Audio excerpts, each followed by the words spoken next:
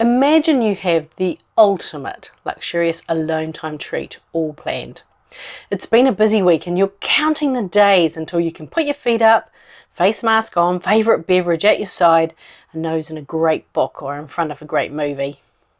Then bing, there's a text from your girlfriend asking you to help her move a chair on the exact same day. What would you do? This is the final piece of the puzzle. We began by sharing a framework to move you through distractions. Last week, we talked about how you can reclaim your day. Today is the day for anybody who finds their ideal day constantly interrupted by people wanting a moment for a thing, or for when you find yourself accidentally doing something you didn't really want to do, but you felt you couldn't really say no. That's right, it's Boundary Week. Let's get started, shall we? Well, hello, beautiful people, and welcome to the Project Joyful podcast. I'm your host, Tracy Tutty, your medical herbalist and high performance coach. So, hey, Project Joyful isn't just about being happy. It's about consciously creating a life you love. It's about remembering how to reconnect with your soul-centered joy. You know, that joy that comes from doing what you love, from living on purpose, and from being in a life that allows you to experience deep joy moment by moment. So hey, let's get started, shall we? Okay, so imagine this. It's Thursday night, you've had a busy week, and you think to yourself, you know what? I'm going to have a rest day on Saturday. You've bought the face mask from the pharmacy, or you located the one that's been lurking in your cupboard since Christmas. You located that fun book you've been meaning to get into for a while, and I mean fun book, you know, the one you read just because it's fun, not because you want to learn something, not to build a new skill or learn a new thing or practice a new healing technique. Yes, gorgeous, you know who I'm talking about. So, back to the book that's just for fun. Or maybe your ultimate relaxing day is a movie. Perhaps it's a rom-com or a chick flick, a bit of sci-fi or fantasy. You'll notice I called it a relaxing day rather than a lazy day. And that's because there's nothing lazy about relaxing. It's a foundational piece to active recovery, and it's work. It's just that the work is mostly taking place on the inside. Okay, so you're all set. Time alone? Check. Face mask and indulgent face serum that you were given last Christmas and still haven't got around to using? Check. Yummy, delicious food? Check. Book or movie that's just for fun? Check. You can't stop thinking about it. You're counting the sleeps.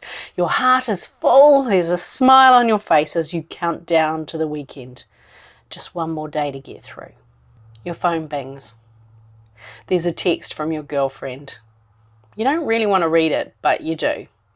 That sinking feeling of dread fills the pit of your stomach. SOS, it says. She has a lot of those, you think, before mentally telling yourself off for being unkind. I've got a chair in my lounge that I'm moving into storage, but I can't fit it in my car. Can you come over on Saturday so I can move it? Now, you know, come around on Saturday doesn't mean turn up, move the chair, go home. This will be an all-day thing of poor planning, combined with, hey, while you're here, can we just... What would you do? Here's your options. Option 1, sure, I'll be there on Saturday. Oh well, there'll be another time for me to watch that movie or read that book as I bury my resentment deep down in my body under lock and key. Or option 2, I'd love to help. No, you wouldn't. But I have to take my dog to the vet. Note to self, need to remember fake vet appointment in case she asks. Actually, it's okay because she very rarely asks. How does it feel to hide your truth under a stone because you're worried about taking up space or offending someone? How much energy do you use remembering the truth bendies that you armor yourself with so that you don't upset other people?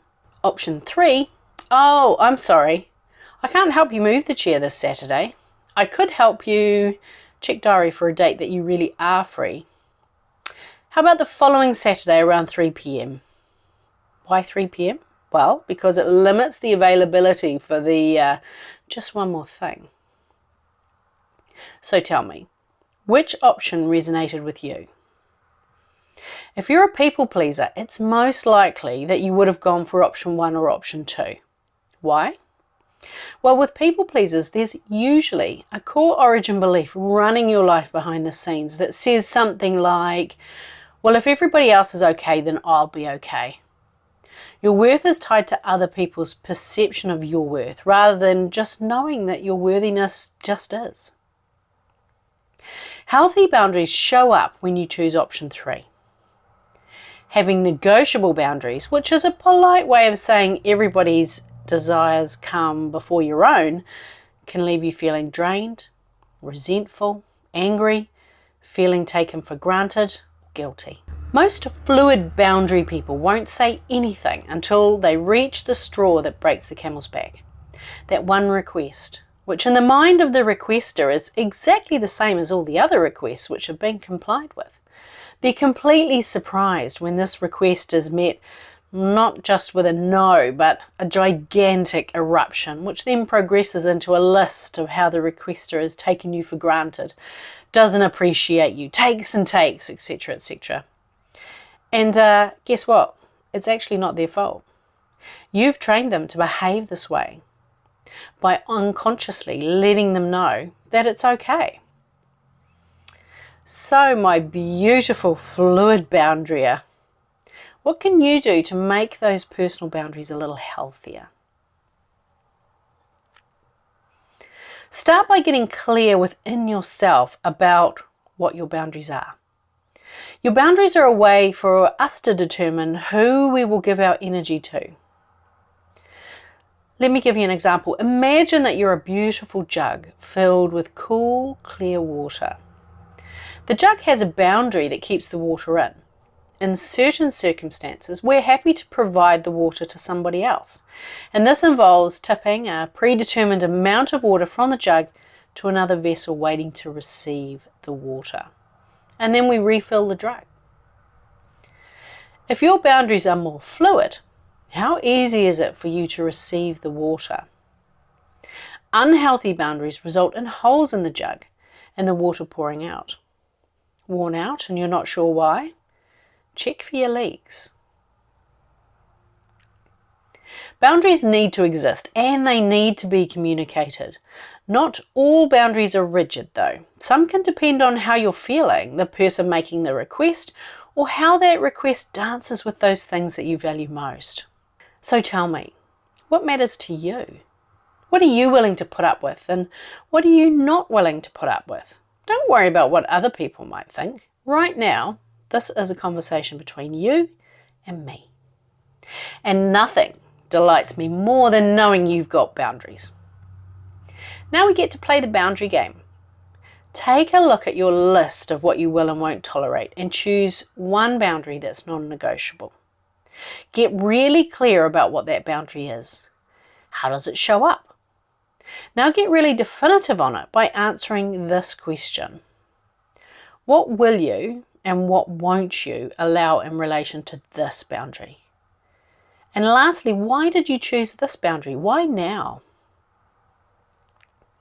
Okay, so we're clear on the boundary we're going to play with.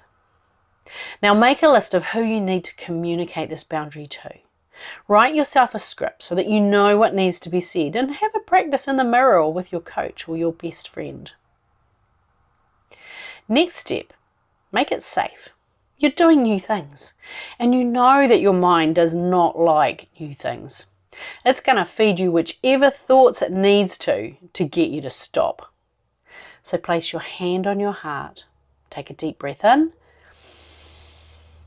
and a longer breath out. Nice. Do this a couple of times until you feel that low-level hum of agitation begin to subside. Seek out the people on your list and work out a convenient time for you to have this conversation. Now remember, the boundary game is in play. It needs to be a time that's convenient for both of you. Make it safe in your body before and after the conversation. Do you remember how to do that? Hand on heart, Calm, deep breaths in and a longer breath out. And do this before and after each conversation. And after each conversation, celebrate you. You did it. Give yourself a high five, dance a little dance, pat yourself on the back. Trigger those endorphins by celebrating you. Once you've had the conversation, we're on to the critical part. This is where you get to enforce that boundary. You're literally retraining yourself and the other person on what is acceptable behaviour. It takes time and it needs consistency. So anytime your boundary gets butted up against, breathe. When you're calm, remind them of the conversation you had with them about that particular boundary and affirm what you will or won't do. Boundary secure. The more you do this, the easier it becomes. And if you're listening to me and your solar plexus is doing somersaults and your stomach is in knots, do more of that breathing stuff. I'd love to support you on this, as I know it can be challenging. Get yourself on a productivity strategy consultation with me by clicking the link in the show notes, and we can work through it together. Sending you lots of love. Bye for now. Hey, thanks for listening to today's podcast. Can I ask you a favour? If our conversation spoke to you today, could you please take a moment to leave a 5-star review? Your review will help people discover this podcast, and together we can create a world where there's even more love and more laughter.